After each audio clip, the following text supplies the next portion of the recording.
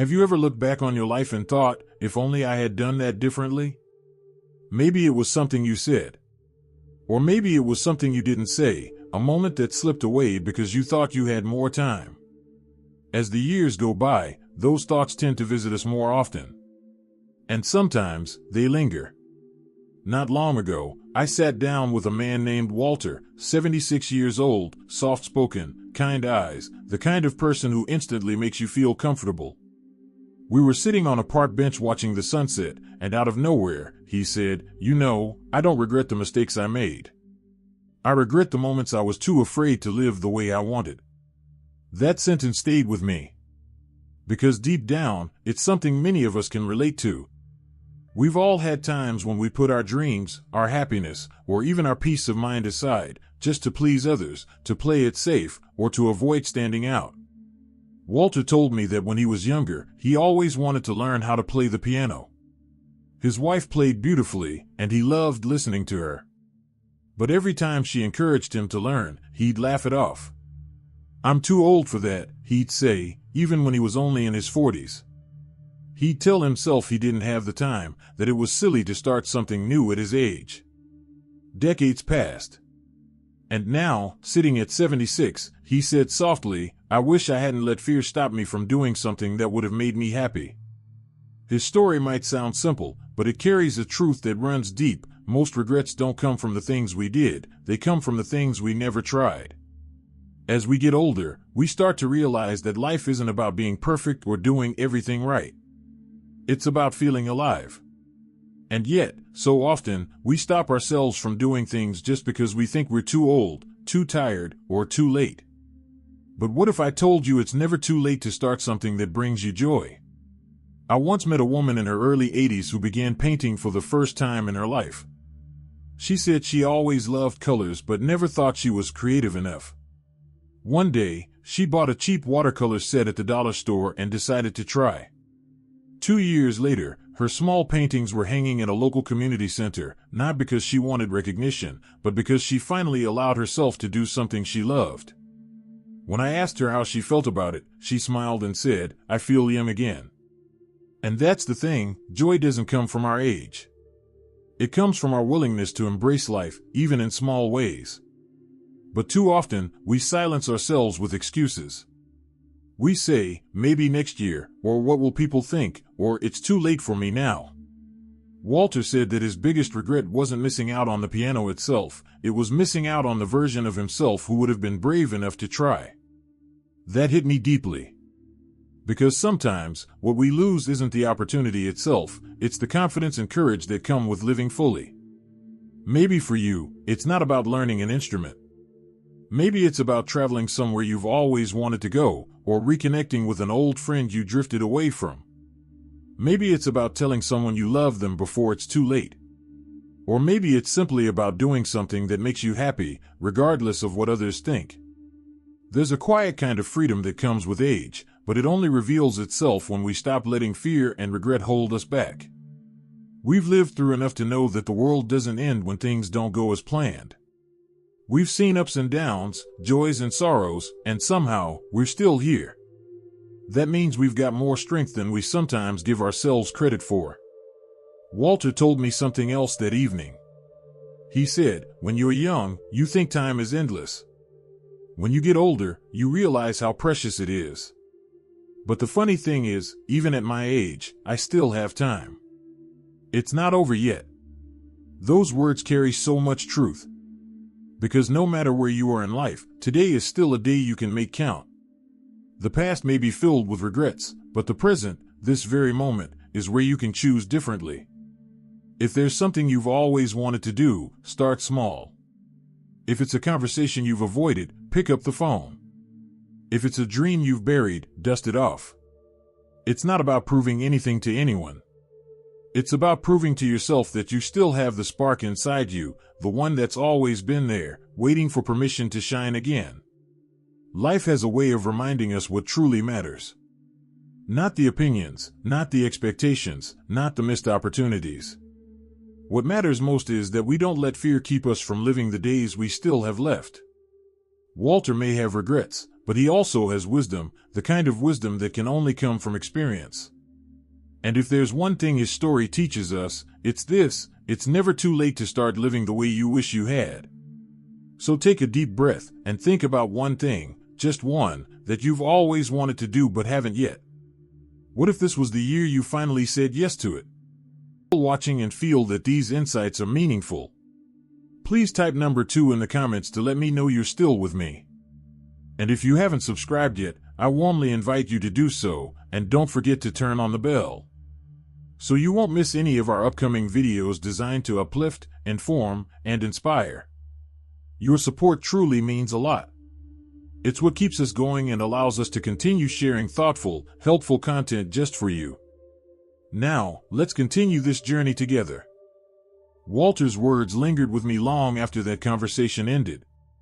I couldn't stop thinking about how many of us carry quiet regrets like his, not the big dramatic ones you see in movies, but the subtle, everyday ones that slowly pile up over time. The words we didn't say. The love we didn't show enough. The dreams we tucked away for someday. He once told me, it's strange. When you're younger, you think you'll have time to make everything right. But one day, you realize that some chances don't come back. And yet, what struck me wasn't sadness in his voice. It was understanding. Acceptance. That's the beautiful thing about getting older. With time comes clarity. You start to see that regret isn't something to be afraid of, it's something to learn from. Walter said that for many years, he used to replay certain memories in his mind like an old film. Times when he said something hurtful, or when he didn't take action when he should have. He said those memories used to make him feel small, like he wasn't good enough. But as he grew older, he realized something simple yet powerful: you can't rewrite the past, but you can make peace with it. He looked at me with a gentle smile and said, "Forgiveness, that's what I wish I learned sooner." Not just forgiving others, but forgiving myself. That sentence hit me like a wave. Because if you think about it, we spend so much of our lives being hard on ourselves. We hold on to guilt, shame, or disappointment like it's some kind of punishment we deserve. But the truth is, holding on to regret doesn't change what happened. It only steals the peace we could have right now. I once met a woman at a community center who shared a similar story. She told me she hadn't spoken to her sister in over 20 years because of a small argument that grew into silence. Both of them were too stubborn to reach out. Years passed, birthdays were missed, holidays came and went, and then one day, she got a phone call that her sister had passed away. Her eyes filled with tears as she said, "I spent so many years being angry, and for what? None of it mattered in the end." She said that moment changed everything for her. She promised herself she'd never hold on to anger again. She started reaching out to old friends, making amends where she could, and even volunteering at the same community center where she shared her story. "I can't change what happened," she told me, "but I can make sure I don't waste another day carrying something that doesn't belong to me anymore." And that's what Walter meant when he said regret isn't about what you did, it's about what you didn't let yourself heal from. At 76, Walter said he finally stopped apologizing for living the way he wanted.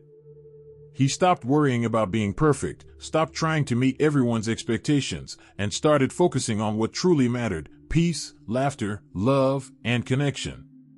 He said the day he forgave himself for the things he couldn't change was the day life started to feel lighter again. Sometimes we think letting go means forgetting, but it doesn't. Letting go simply means we stop letting the past define who we are today. You don't need to erase what happened, you just need to stop carrying it like a burden. Walter shared that one of his biggest realizations came during a quiet morning walk. He said he was thinking about all the people he'd lost, friends, family, neighbors, and for a moment, he felt that familiar ache of sadness. But then he stopped and said to himself, "They'd want me to keep living. Not to sit in sorrow, but to celebrate the time we did have." That's the shift that happens with time. You start seeing that love never really disappears. The people we've lost, the moments we miss, they become part of us. They live through the way we smile, the way we care for others, the way we keep going. He told me something that I'll never forget. If you want to live without regret, he said, don't wait for the perfect moment to do something kind or meaningful. Just do it now. And maybe that's the secret we often overlook, that life doesn't give us guarantees, but it gives us opportunities. Every sunrise we wake to is another chance to say what we need to say, to reach out, to love harder, to laugh louder. Walter said that after he made peace with his regrets, something surprising happened. He started noticing beauty in the smallest things. The smell of coffee in the morning. The sound of birds outside his window. The warmth of the sun on his face. He said, when you stop carrying the weight of yesterday, you finally have space to enjoy today. And maybe that's the lesson so many of us need to hear. Because life isn't measured by the number of years we've lived, it's measured by the moments that make us feel alive. And those moments can happen at any age. Walter's story reminded me that it's not too late to start over, to forgive, to reconnect, or to simply appreciate what's in front of us. The truth is, we all have regrets. That's part of being human. But what defines us isn't the mistakes we've made, it's the way we choose to move forward from them. If you're listening to this and thinking about something you wish you had done differently, take a breath. You're not alone. And it's not too late to find peace with it. Maybe that means calling someone you've been meaning to talk to. Maybe it means forgiving yourself for something you didn't know better about at the time. Or maybe it simply means giving yourself permission to let go. Because when you do, you'll realize something beautiful. Life still has so much to offer. You're still capable of joy, love, laughter, and purpose. You just need to give yourself permission to feel it again. When Walter finally told me what his biggest regret was, it wasn't something dramatic or shocking. It wasn't a lost fortune, a missed career opportunity, or some grand mistake. It was something so simple, yet it carried more truth than any story I'd ever heard. He said, I regret spending too many years being afraid to be happy. I remember sitting there, stunned by the simplicity of his words. Afraid to be happy? What did that even mean? But the more I thought about it, the more it made perfect sense. He went on to explain that for much of his life, he was waiting for the right time to feel happy, waiting for everything to be perfect before he allowed himself to relax and enjoy life. He said, when I was young, I thought happiness would come after I bought a house, after I paid off the mortgage, after the kids grew up, after I retired. But every time one of those things happened, I'd just move the goalpost. I'd tell myself, I'll be happy when this next thing is done. He sighed, looked down at his hands, and said, I wasted so many good years waiting for a life that was already happening. That sentence hit me hard because, truthfully, how many of us do the same thing?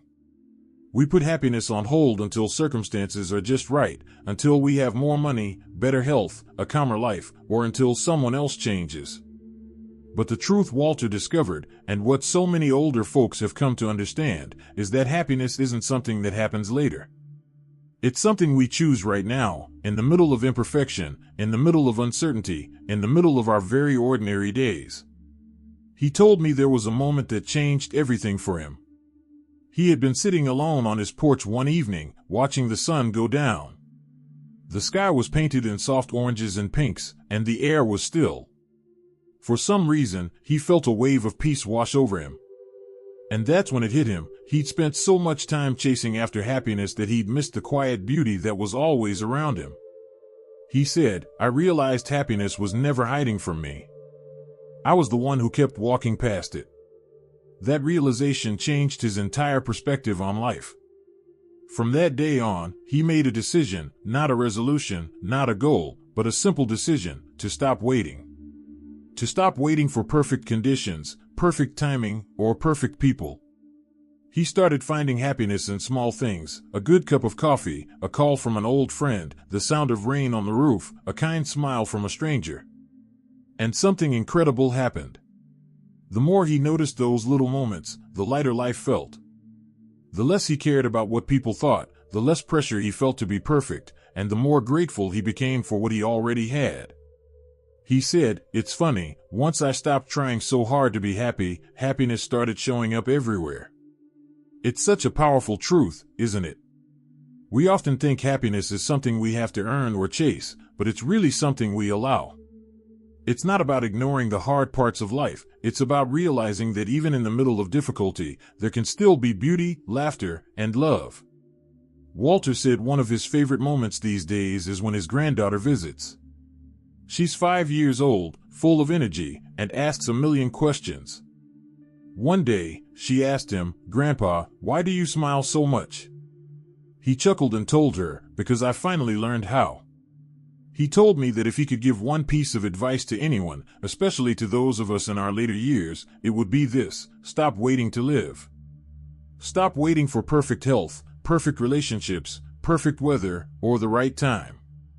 Because that right time? It's right now. He said, "If I could go back, I wouldn't spend so much time worrying about what people thought, or whether I was doing enough. I'd spend more time sitting by the lake, holding hands with my wife, laughing with friends, and saying yes to the little joys that life offers every single day." And that's something I think many of us can relate to. We get so caught up in doing, in fixing, achieving, planning, that we forget to simply be. To enjoy the moment we're in without rushing to the next one. Walter said something I'll never forget: when you stop being afraid to be happy, you stop needing everything to be perfect. And that's when you start living for real. So maybe that's what we all need to remember. That life doesn't have to be extraordinary to be beautiful. That it's okay to have regrets, but it's even more important to have gratitude. That no matter how old we are, or what we've been through, there's still time to laugh, time to love, time to forgive, and time to be happy. You don't need a perfect life to feel peace. You just need to stop waiting for permission to enjoy it. If you're listening to this and you've been carrying your own regrets, maybe you wish you'd said "I love you" more often, or taken more chances, or spent more time doing what you loved. It's okay. Those regrets don't define you. What matters is what you do next. You can still choose joy, right here, right now. And maybe that's what Walter's story teaches us most, that happiness doesn't have an age limit. Whether you're 60, 70, or 90, you still have the power to create moments that matter. To laugh until your stomach hurts. To share kindness with a stranger. To wake up and say, "I'm grateful for today." Before we said goodbye that day, Walter looked at me and said, "Tell people not to waste their joy.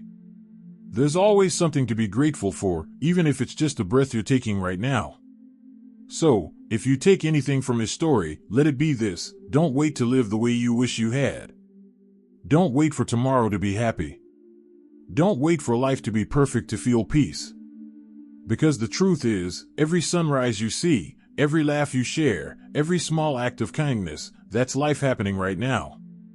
And it's worth enjoying.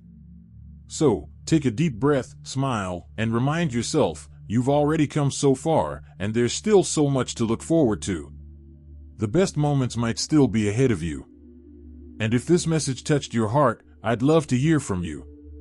Share your thoughts in the comments. What's one thing you've learned about happiness as you've grown older? Don't forget to like this video, subscribe for more uplifting stories, and keep reminding yourself every single day, it's never too late to be happy. Here's to peace, gratitude, and a lighter heart, because life, no matter what age you are, is still a beautiful gift.